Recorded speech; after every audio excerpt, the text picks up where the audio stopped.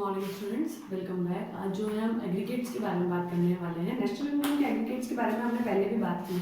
Factors payment, non factor payment, domestic, इनके सब के बारे में आपने पहले भी बात कर ली थी। ठीक है, इसके बाद में मैंने आपको जो है जीडीपी, एनडीपी, जीएनपी और एनएनपी के बारे में बात की थी। हमने सब चीज़ें मार्केट प्राइस में देखी थी। तो मैंने आपको बताया था कि जो मार्केट प्राइस पर हम कोई भी चीज़ को काउंट करते हैं या मेजर करते हैं तो आप जो है उसकी फिक्स फाइनल वैल्यू को लेने वाले होते हैं। ठीक है, बेसिकली मैंने आपको बताया था कि मार्केट वैल्यू जो है फाइनली गुड्स और सर्विसेज जब आपकी सेल होने के लिए आ जाती है आप उसकी मार्केट वैल्यू को लेते हैं। ठीक है, डोमेस्टिक लेवल में मैंने आपको बताया था कि डोमेस्टिक जब भी हम चीज़ लिखते हैं या मेजरमेंट करते हैं तो आप उसमें से x माइनस एम को माइनस कर देते हैं। अगर उसी को नेशनल लेवल पर मेजर करना होता है तो हम क्या करते हैं, उसको प्लस कर देते हैं डी x माइनस एम को।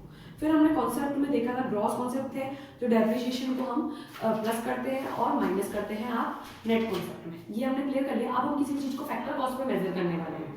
बेसिकली अगर आप किसी भी चीज़ को फैक्टर कॉस्ट पर मेजर करते हैं तो आप क्या करते हैं, जो फैक्टर ऑफ पेमेंट्स होते हैं उनको आप सम करते हैं, यानी रेंट, इंटरेस्ट, प्रॉफिट और depreciation, rent, interest, profit, compensation को हम ऐड कर लेते हैं। बेसिकली आपको पता है फैक्टर ऑफ प्रोडक्शन 5 होते हैं। इन पांचों को जो भी आप पे करते हैं उन सबको हम ऐड करते हैं। ठीक है, यहाँ आपको फाइनल मार्केट वैल्यू को लेने की जरूरत नहीं है, आप इनको ऐड करते हैं, इंटरेस्ट, रेंट, प्रॉफिट, कंपनसेशन, इन सब चीज को यहाँ पे ऐड करते हैं। अब अगर आप वही चीज ग्रॉस कॉन्सेप्ट में पढ़ रहे हैं तो मैंने आपको बताया था कि यहाँ डेप्रिसिएशन प्लस हो जाता है। तो पहले आप ये देखें कि हम जीडीपी के बारे में बात कर रहे हैं। ठीक है, अगर आप जीडीपी के बारे में बात कर रहे हैं तो आपको यहाँ रेंट, इंटरेस्ट,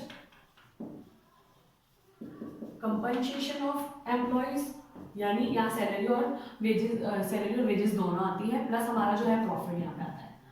ठीक है, इनको आप ऐड करेंगे। अब अगर हम यहाँ देखते हैं तो जीडीपी है, यानी यहाँ पर x माइनस एम तो हो जाएगा माइनस। ठीक है, यहाँ प्लस नहीं होता है ये चीज, क्योंकि आप अगर माइनस तो आप सिचुएशन करेंगे जब आपको नेशनल से डोमेस्टिक में आना है। अगर नहीं आना है तो इसको आप रिमूव कर सकते हैं। ठीक है, अभी ग्रॉस कॉन्सेप्ट है तो आपको डेप्रिसिएशन को प्लस करना है। ये क्लियर हो गया। अगर मैं आपको यही कह देती हूँ, हम बात करने वाले हैं एनडीपी की, तो यहाँ x माइनस एम से कोई लेना देना है नहीं, और हम यहाँ ऐसा लिख सकते हैं सीधी सीधी कि जीडीपी पे आप जो है माइनस डेप्रिसिएशन कर देंगे, क्योंकि जीडीपी यहाँ पे प्लस करके हमने निकाल ली थी।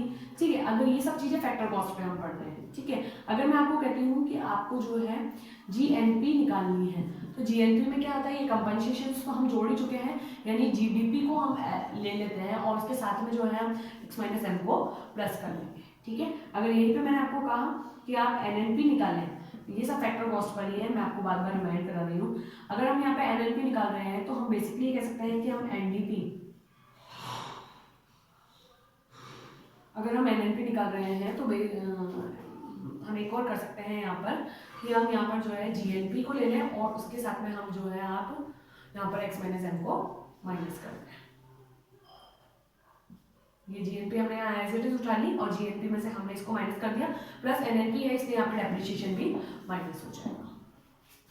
क्योंकि आपने जीएनपी लिया है तो हो सकता है, जीएनपी में वैसे डेप्रिसिएशन होता नहीं है, अगर होता है तो आपको यहाँ पर माइनस करना पड़ेगा। तो बेसिक ये फॉर्मूले हैं, अगर आपको यहाँ से रिलेटेड कोई भी प्रॉब्लम आती है तो आप पूछ सकते हैं। देखिए मैं आपको फिर भी एक बार बता देती हूँ, gross domestic product at factor cost में क्या होता है। Gross domestic product at factor cost is the sum total of factor cost incurred by the production of final goods and services with in the domestic territory of a country inclusive depreciation. मैंने आपको कहा था gross concept है इसलिए depreciation plus होगा, domestic है इसलिए आप इसकी with in the domestic territory आप जो भी प्रोडक्शन होते हैं उसी को ऐड करने वाले हैं।